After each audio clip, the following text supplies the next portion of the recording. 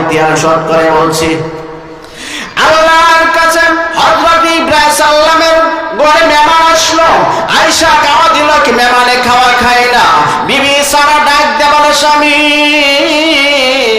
এত কষ্ট করে রান্না বাড়ি করলাম আমার মেহমানকে খাওয়ার জন্য, দেখি আপনি খান কিন্তু মেহমানে খায় না।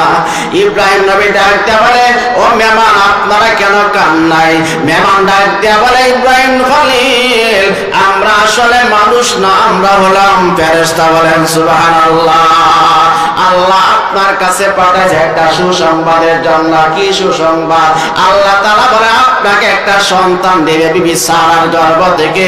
এই সুসংবাদটা দেওয়ার জন্য আপনার ঘরে মেহমান হিসাবে এসে গেছি। বলেন সুবহানাল্লাহ। এবার সন্তান হলো, নাম হলো হযরত ইসহাক আলাইহিস সালাম। হযরত ইসহাক আলাইহিস সালামের বয়স যখন বিবাহের সময় হয়েছে, বিবাহ করলেন। এবার হযরত ইসহাক আলাইহিস সালামের সন্তান হয় না। আবার আল্লাহর কাছে দোয়া করে, আল্লাহ আমাকে একটা সন্তান দাও। দোয়া বারবার করে হঠাৎ করে আল্লাহ দোয়া কবুল করে নিলেন। কবুল করে নেওয়ার পর আল্লাহ তাআলা তাকে সন্তান দিলেন। দুইটা ছেলে যমজ সন্তান হলো। একজনের নাম হলো একজনের নাম হলো ঈস, আরেকজন নাম হলো ইয়াকুব। ঈস হলো বড়, ইয়াকুব হলো ছোট।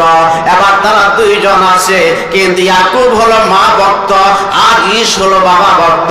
তারা দুইজন যখন বড় হচ্ছে, এবার হযরত ইসহাক আলাইহিস সালাম চোখ অন্ধ, দৃষ্টিহারা হয়ে গেছে, কোন চোখকে কিছু দেখে না। হঠাৎ করে ডাক দিয়ে বলে, সন্তান আমার জন্য একটু ভালো খাবার আয়োজন কর, আজকে তোর জন্য আমি দোয়া করবো। বলেন সুবহানাল্লাহ। হযরত